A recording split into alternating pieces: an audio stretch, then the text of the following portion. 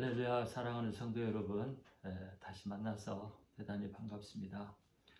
한 주간 동안 잘 지내셨죠? 오늘도 저는 출애굽기 말씀을 전하도록 하겠습니다. 오늘 말씀은 출애굽기 2장 15절에서 22절까지 말씀입니다. 그리고 말씀 제목은 만남의 축복입니다. 지난주에 우리는 모세가 일을 시작했지만 처절하게 실패했다는 것을 살펴보았습니다. 모세는 정말 처절한 실패를 했습니다. 그러나 하나님 안에서 실패는 결코 실패가 아니고 이후 발전하고 성장하고 준비하는 기회가 됩니다. 또 하나님은 실패해서 낙심한 사람들, 그런 상황에 있는 사람을 그대로 내버려 두지 않고 항상 함께 하시고 또 끝까지 도와주시는 좋으신 분이십니다. 오늘 저는 만남의 축복에 대해서 말씀을 나누려고 합니다. 여러분, 많은 만남이 있지만 좋은 만남은 인생을 복되게 하고 또 성공으로 이끌어 줍니다. 그와는 반대로 또 잘못된 만남은 우리를 불행하게 하고 또 실패하게 하기도 합니다.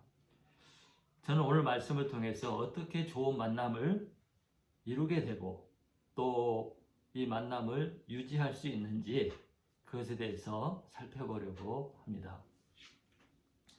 자, 15절을 보시기 바랍니다. 15절. 결국 모세는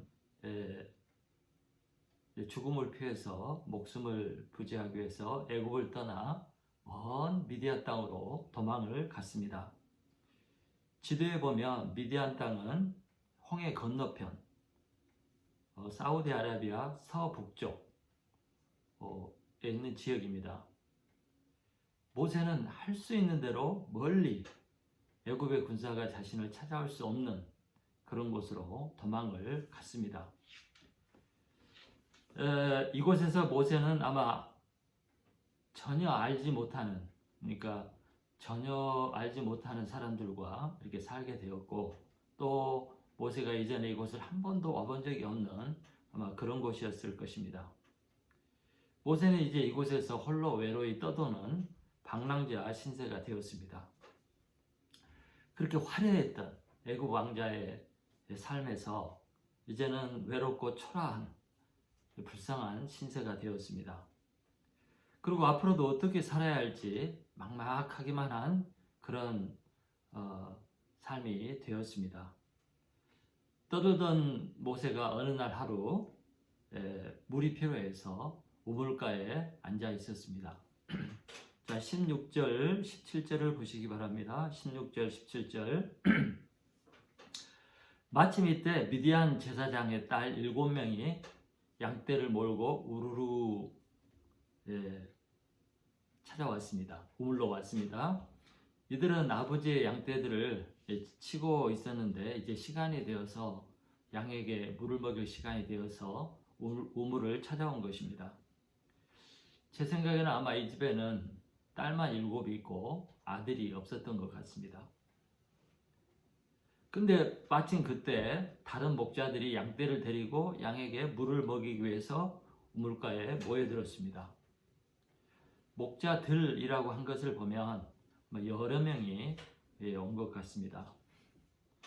그런데 이들은 순서를 지키지 않고 먼저 온 여자들, 그 미디안 제사장의 딸들과 양떼들을 쫓아내고 자기들 양떼들에게 물을 먼저 먹이려고 했습니다.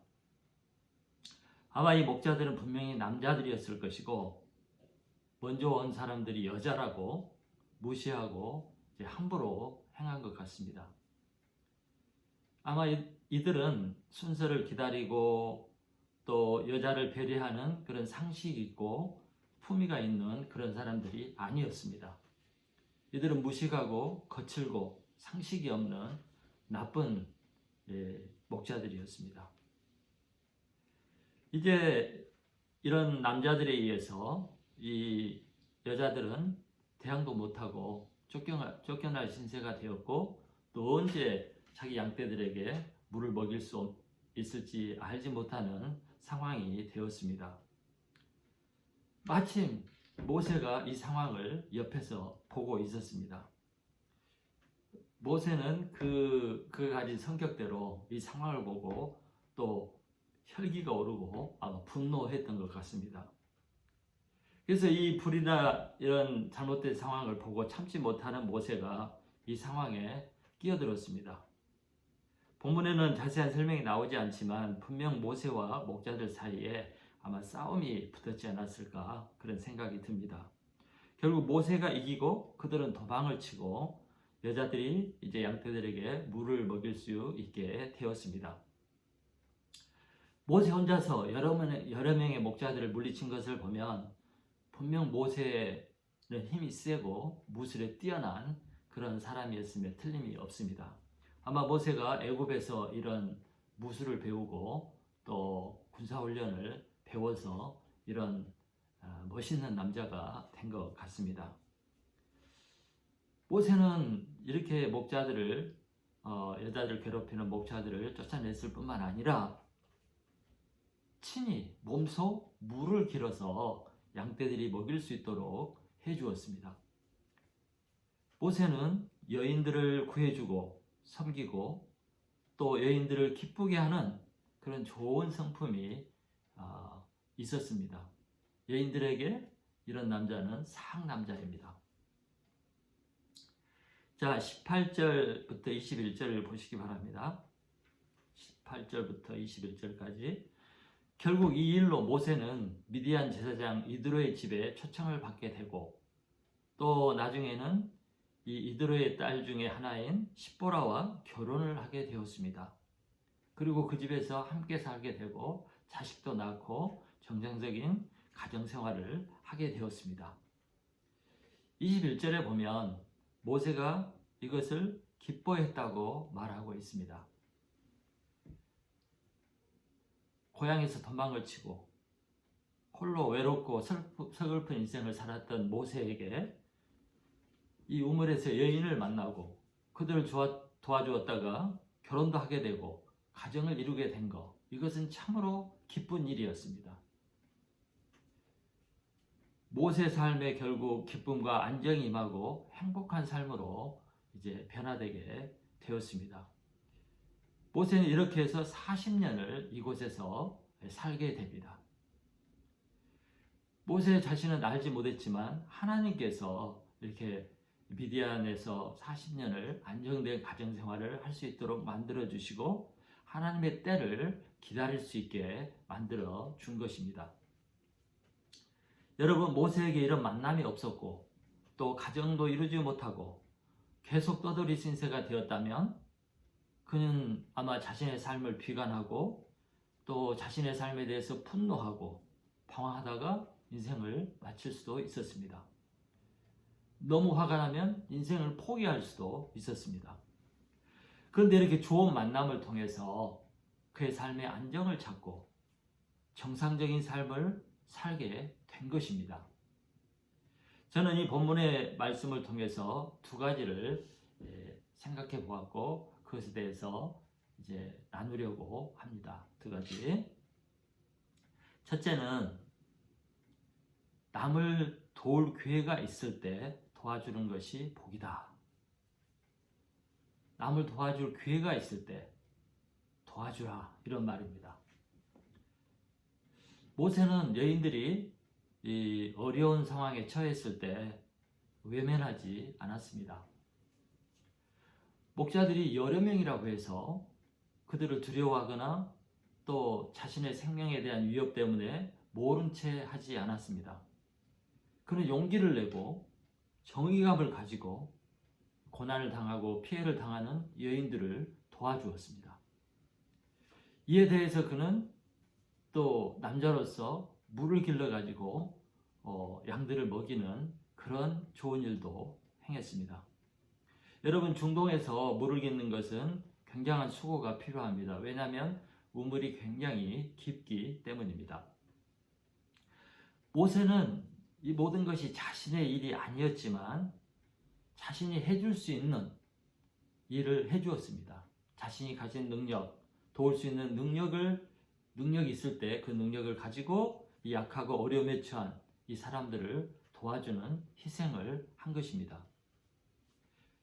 모세는 외국인으로서 이제 본토인들과 이렇게 다투다가 나중에 보복을 당할 위험도 있었습니다. 그럼에도 불구하고 그는 어려움에 처한 사람을 외면하지 않고 그들을 도와준 것입니다. 이 여인들의 눈에 이런 모세가 얼마나 멋있게 보였겠습니까? 얼마나 품이 있고 멋있고 남자답게 보였겠습니까? 결국 모세는 이들을 도와줌으로써 이 여인 중에 한 여인과 결혼하게 되고 이제 방황하던 인생에서 안정된 생활을 하고 외롭고 쓸쓸한 삶에서 행복을 얻는 그런 소중한 기회가 된 것입니다. 모세는 사실 처음에 이들을 도울 때 이렇게 될 줄 모르고 도와주었지만 결국 이것이 모세 자신에게 복이 된 것입니다. 이 작은 일이, 이 작은 기회가 그에게 큰 축복의 통로가 된 것입니다. 사랑하는 성도 여러분, 우리가 살다 보면 많은 사람들을 만나게 됩니다. 그 만나는 사람 중에는 정말 삶이 어렵고 힘든 그런 사람도 만나게 됩니다. 또 우리가 사람을 만나다 보면 누군가의 도움이 절실히 필요한 사람들이 있습니다.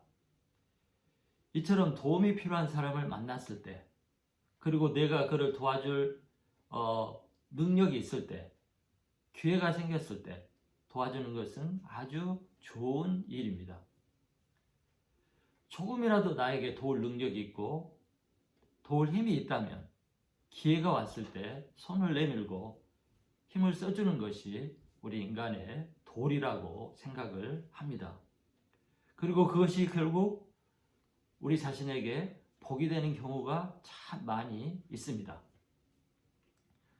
사랑하는 성도 여러분, 하나님은 우리 모두에게 복을 주시고 잘되고 성공하기를 원하시는 분입니다. 하나님 우리에게 정말 복 주기를 원하는데 하나님이 우리에게 주시는 복은 갑자기 하늘에서 뚝 떨어지는 그런 복이 아닙니다.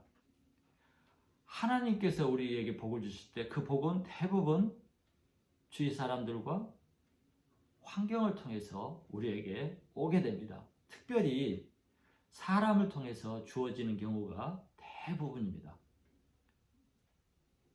그런데 문제는 우리가 누가 나에게 복이 되는 사람인지, 어떤 사람이 나에게 복을 가져올지 그것을 알 수 없다는 것입니다.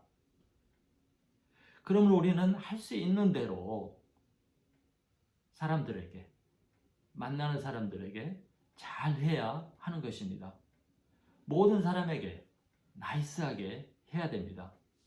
원수를 만들 것이 아니라 친구를 만들고 또 도와줄 능력과 힘이 있을 때 도와줌으로써 은혜를 베푸는, 친절을 베푸는 그런 삶을 살아야 하는 것입니다. 특별히 무엇보다도 남이 어려울 때, 도움이 필요할 때 도와주는 것은 참으로 중요합니다. 어려울 때 도움을 받은 사람들은 그 은혜를 평생 기억합니다. 심지어 하나님도 어려운 사람을 돕는 것을 평생 기억하시고 축복해 주십니다. 그리고 그 어려울 때 도와주었던 그 사람이 나중에 나에게 복이 되는 경우가 있습니다. 그런데 사람들은 일반적으로 좋은 사람, 가진 사람, 잘난 사람, 내게 도움이 되는 사람은 좋아합니다. 그 반면에 어려운 사람, 가난한 사람, 도움이 필요한 사람, 이런 사람은 외면하고 피하는 것이 일반적인 현상입니다. 그래서 사람들이 이런 사람들을 만나면 부담스러워하고 회피합니다. 그러면 이런 사람들은, 정말 회피하는 사람들은 좋은 사람이 아닙니다. 그렇게 하면 내가 도움이 필요할 때 아무도 나를 도와주지 않고 도와줄 사람이 곁에 있을 수가 없습니다. 제가 이런 재미있고 좋은 이야기를 읽은 적이 있습니다.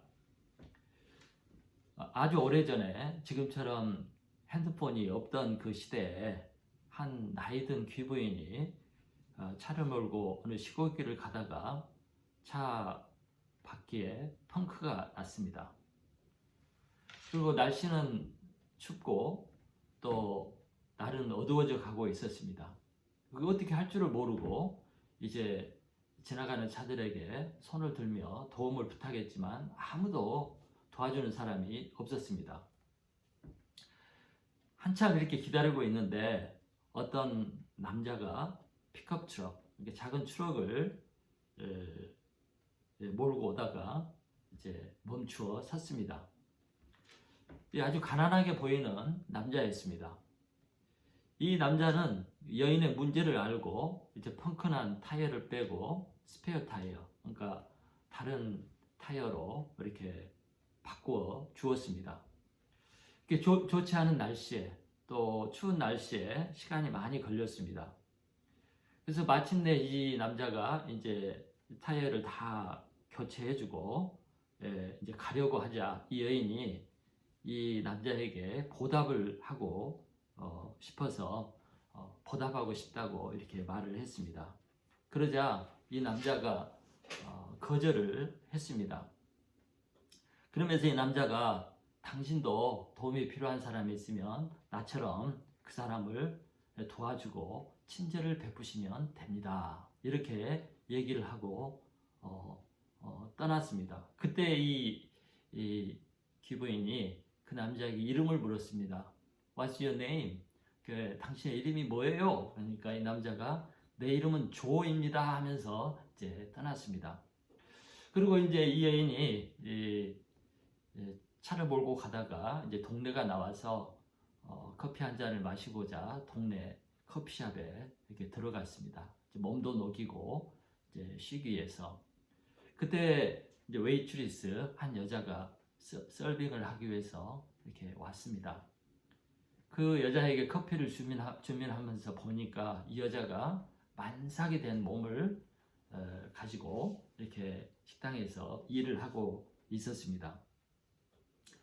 이 여자가 이제 커피를 다 마시고 나오면서 커피값을 이 여자에게 이제 지불할 때 $100를 지불을 했습니다.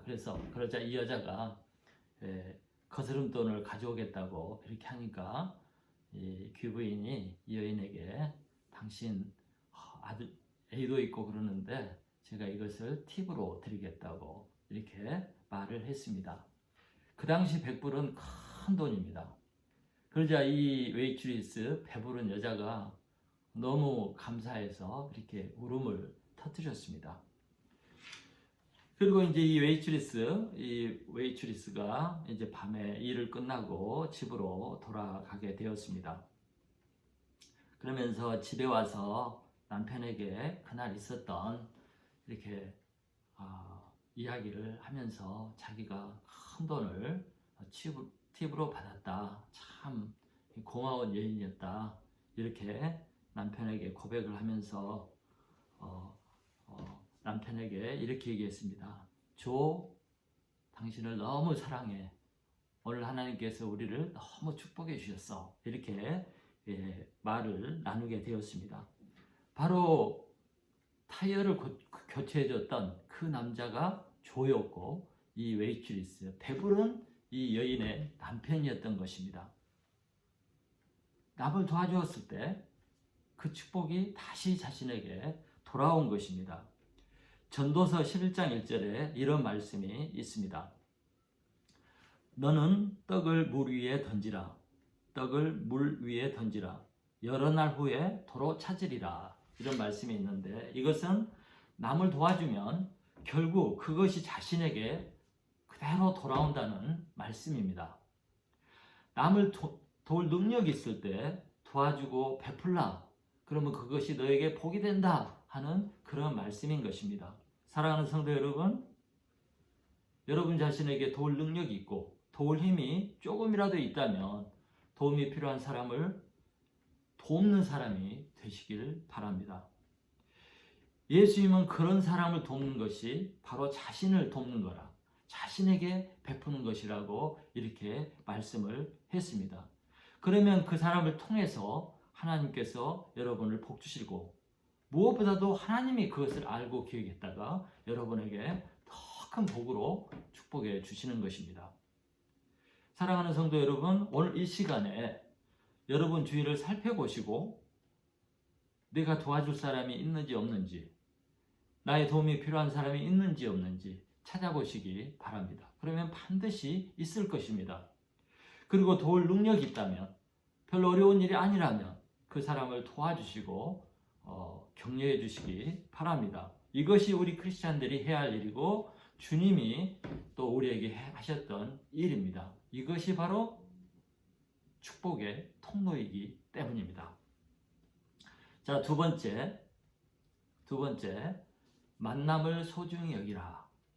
만남을 소중히 여기라 하는 것입니다. 우리는 인생을 한 70년, 80년, 길면 90년을 이렇게 살죠. 이렇게 살면서 평생 동안 수많은 사람을 만나게 됩니다. 그 만남 중에는 의미 없이 스쳐 지나가는 만남도 있겠지만 또 의미가 있고 소중한 그런 만남들이 있습니다. 또 복된 만남이 있고 그 만남을 통해서 인생이 완전히 바꾸어지는 그런 만남이 있습니다.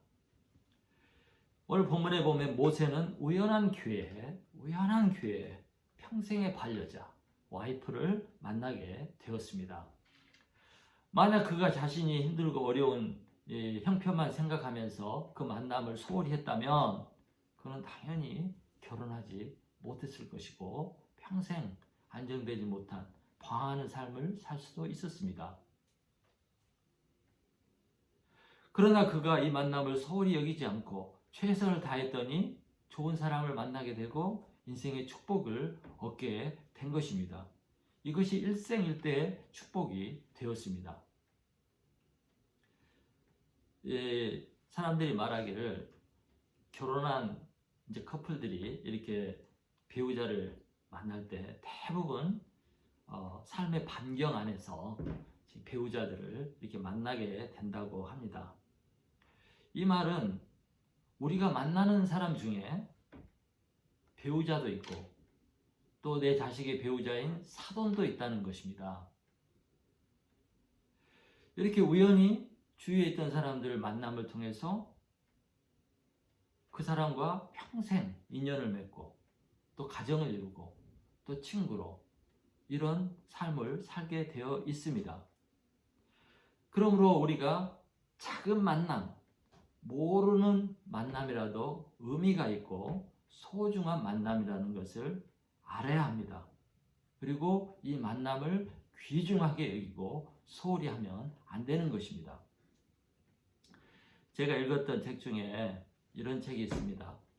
When God Winks. 그러니까 한국말로 하면 하나님이 윙크할 때 이런 책인데 그 책에 이런 내용이 나옵니다. 세계에서 가장 크고 바쁜 공항이 시카고에 있는 오헤어 공항이라고 합니다.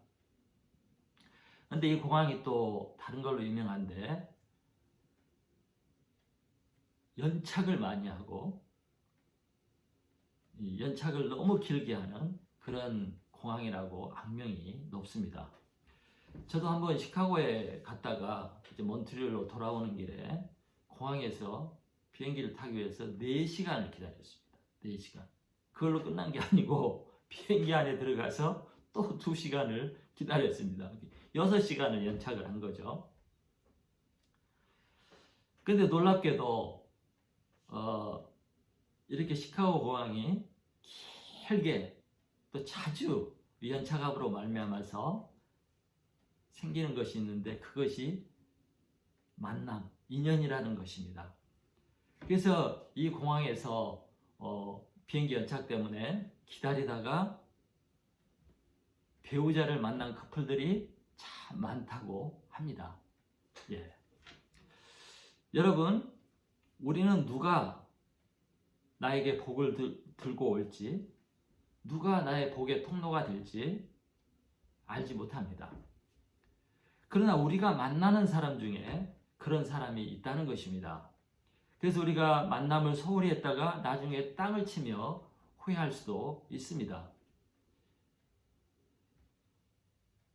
교회에서 어떤 집사하고 또 어떤 성도하고 심하게 싸우고 미워했는데 만일에 어느 날 내 자식이 그 집 딸, 그 집 아들하고 결혼하겠다고 나타난다면 여러분 어떻게 하겠습니까? 또 어느 날 길을 가다가 어떤 모르는 사람하고 심하게 싸우는데 나중에 보니까 그 사람이 자기 회사의 큰 책임자였다, 간부였다. 그렇게 되면 어떻게 되겠습니까? 큰일 나는 일이죠. 그래서 우리는 어떤 만남도 소중히 여기고 귀하게 여기고 잘 감당을 해야 하는 것입니다. 히브리서 13장 2절에서 성경은 이렇게 말합니다. 히브리서 13장 2절. 손님 대접하기를 잊지 말라. 이로써 부지 중에 천사들을 대접한 일이 있느니라.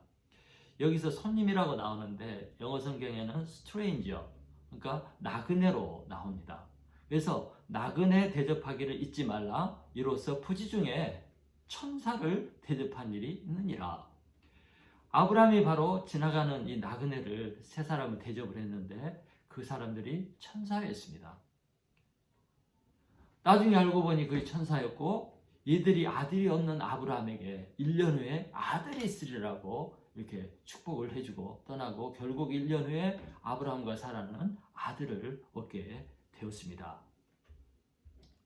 이처럼 만남은 소중하고 모든 만남을 최선을 다해서 유지하고 섬겨야 하는 것입니다.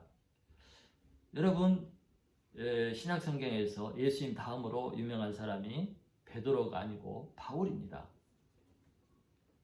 그런데 이 바울이 될 수 있었던 것은 바나바라는 사람을 만났기 때문입니다. 바울이 바나바를 만나지 못했다면 바울이 될 수가 없었고 하나님께 쓰임받을 수가 없었습니다. 바나바를 만났기 때문에 그의 인생이 트인 것이고 성공하게 된 것입니다. 이스라엘 백성들이 가장 귀하게 여기는 인물이 있다면 아브라함과 모세와 다윗입니다. 그런데 이 다윗이 요나단이라는 그 친구를 만나지 못했다면 다윗은 있을 수가 없었습니다. 요나단이라는 사람을 만났기 때문에 다윗이 왕이 되고 그가 생명을 부지하고 성공할 수 있었던 것입니다. 제가 이제 독일에 와서 이렇게 목회를 할 수 있게 되었는데 이것은 우연이 된 것이 아니고 우리 집사람이 처녀 때 장세균 목사라는 분을 만났기 때문에 이런 일이 생긴 것입니다. 저는 장세균 목사님을 그동안 40년 동안 알지도 못하고 만난 적도 없습니다. 그러나 제 집사람의 그 만남을 통해서 40년 후에 제가 이렇게 독일에 오게 된 것입니다. 저는 한 번도 제가 독일에 올 것이라는 생각을 꿈에도 해본 적이 없지만 하나님은 이 만남을 통해서 저를 이렇게 축복하여 주셨습니다. 사랑하는 성도 여러분, 정말 만남은 소중한 것입니다. 그런데 우리의 만남 중에 가장 소중하고 복된 만남은 무엇이겠습니까? 그것은 바로 예수님을 만난 것입니다. 예수님을 만난 인생, 예수님을 만난 여러분은 대박을 친 것입니다. 세상에서 가장 좋은 분, 가장 복된 분, 가장 능력 있으신 분, 가장 좋으신 분, 나를 언제나 도우실 수 있는 그분을 우리는 만난 것입니다. 사랑하는 성도 여러분, 나는 사람 복이 없다. 나는 복하고 지질이 거리가 멀다. 이렇게 생각하는 사람이 있다면 이 예수님을 만나면 됩니다. 이 예수님을 만나면 가장 큰 축복을 얻는 것입니다. 또 여러분이 이미 예수님을 만났다면 여러분은 벌써 성공하신 것입니다. 가장 좋으신 분, 가장 복 주시는 그분을 만났기 때문입니다. 이 예수님을 만나고 인생이 대박난 사람들이 참으로 많습니다. 예수님을 만난 사람들은 다 복을 얻고 성공하게 되었습니다. 자, 제 아들을 보십시오. 제 아들 어부들이요, 촌놈들이요, 무식한 사람들이었습니다. 그 나이들이 예수님을 만나고 역사상 가장 복받은 사람들이 되지 않았습니까?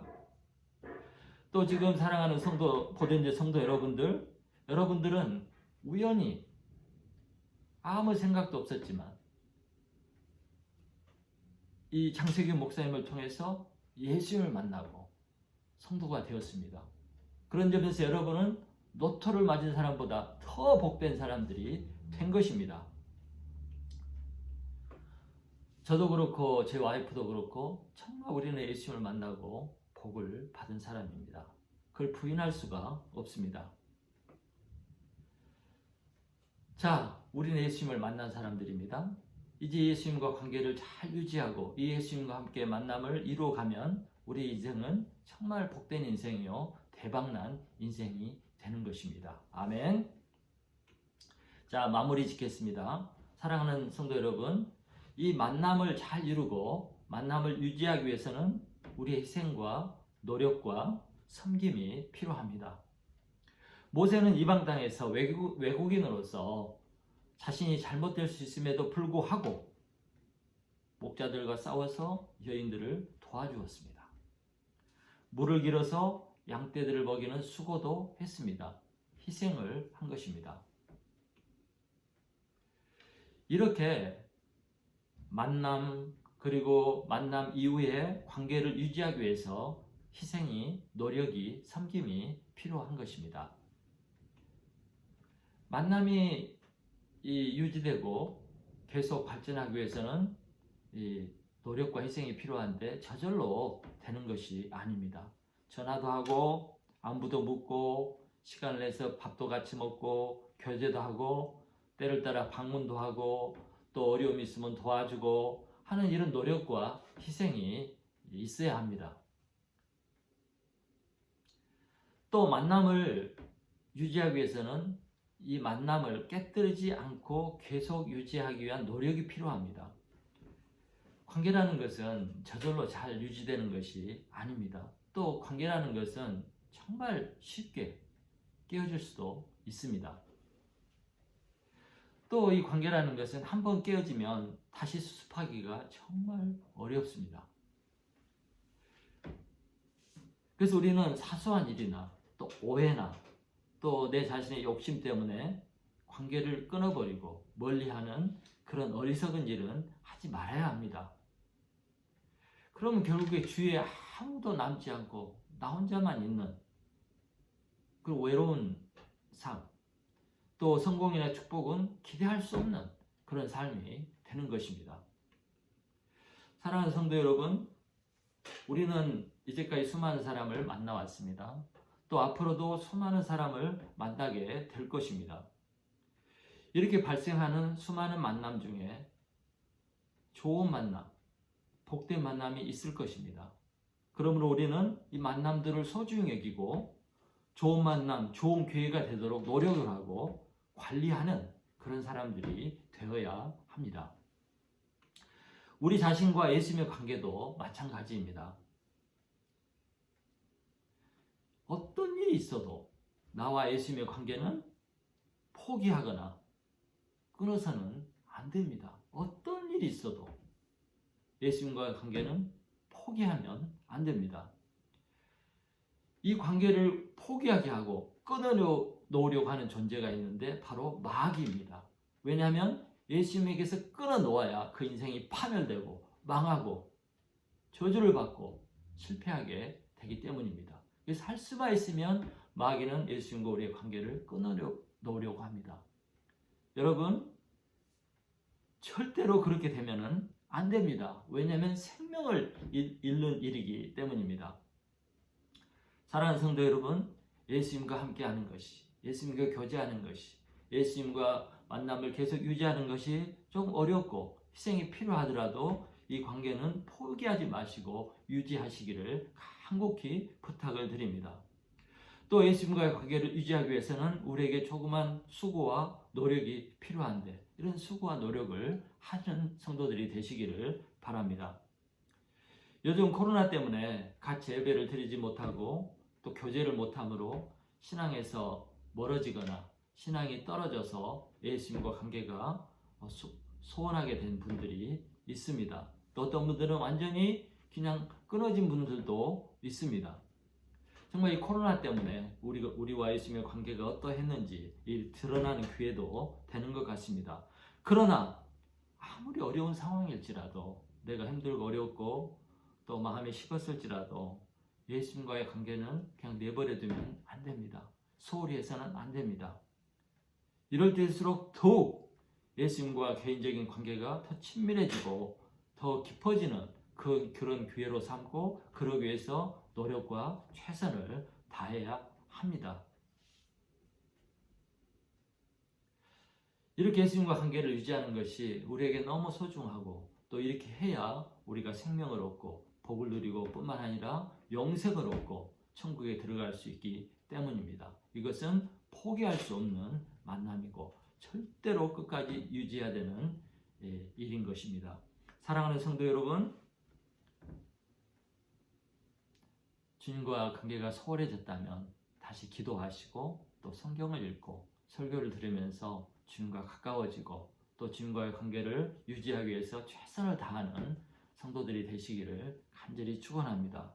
사랑하는 성도 여러분, 한 주간 동안 주님과 동행하시고 주위 사람들과 관계를 회복하고 돈독해 하는 그런 은혜가 있기를 간절히 축원합니다. 다음 주에 다시 뵙도록 하겠습니다.